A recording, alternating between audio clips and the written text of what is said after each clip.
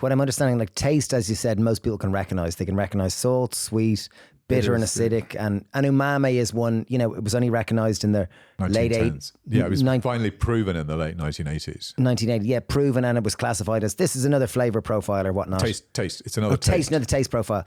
Whereas flavour is a skill which we need to develop, and we need to develop, like we can possibly identify things, but we can't verbalize it, and we don't necessarily it's the articulation. I think we just don't have a vocab for it. It's not like colour where we've got the Pantone system. You know, we can all sort of agree these are, you know, yellow or blue or black or whatever like that. We've all got the same vocab, and we sort of innately have that for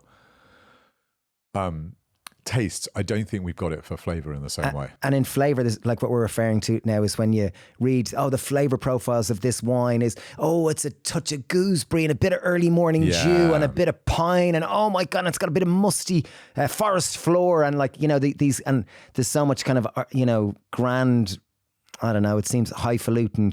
I think it's poetic in a sense. It is poetic. It's also quite sort of scary. And and I also think that there's an element to it, which is that unlike colours where, unless you're colourblind, everybody can agree on the colours because we all see it in the same way. The weird thing about flavour is that not everybody's going to get the same flavours. So what I mean by that is that the way that flavour is released is through lots of different mechanics. But when you let's take chocolate. If you put a piece of chocolate in your mouth, the initial flavours are released by the heat of your mouth, releasing those aromas. But then later, what will actually happen is that you've got bacteria and different sort of yeasts in your mouth, and everybody's saliva is different. And so that will also release different, what are called bonded volatiles.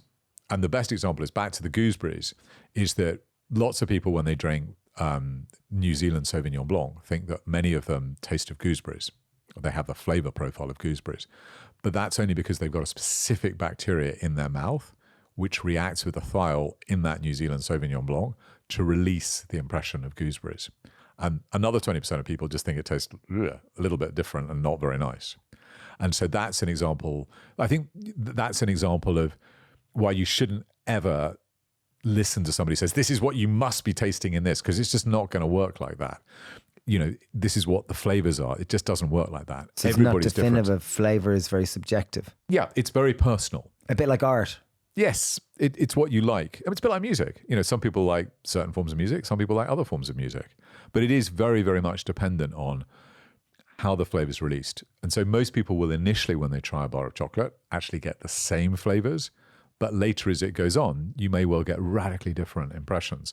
And they're both right. It's just that one person doesn't have the same bacteria in their mouth as others, so they can't release the flavor in the same way. Wow.